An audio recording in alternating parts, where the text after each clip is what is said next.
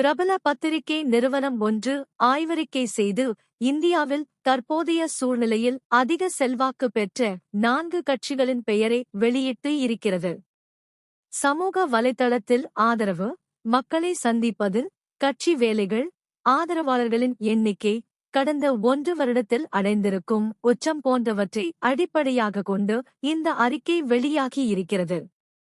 சீமானை ஒருமையில் பேசி வீடியோ வெளியிட்ட விஜயலட்சுமி. அண்ணனை விடாம துரத்த சொன்னது யாரு? தமிழக வெற்றி கழகம். இதில் முதல் இடத்தில் நடிகர் விஜய் தொடங்கியிருக்கும் தமிழக வெற்றி கழகம் இடம் பெற்று இருக்கிறது. பல தலைமுறைகள் கடந்திருக்கும் இந்தியாவின் பெரிய கட்சிகளை ஒரே வருடத்தில் பின்னுக்கு தள்ளியிருப்பது மிகப்பெரிய சாதனையாக கருதப்படுகிறது.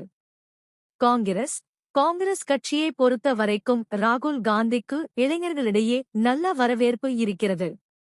இந்திய அளவில் அதிக செல்வாக்கு இருக்கும் காட்சிகளில் காங்கிரஸ் 2வது இடத்தில் இருக்கிறது.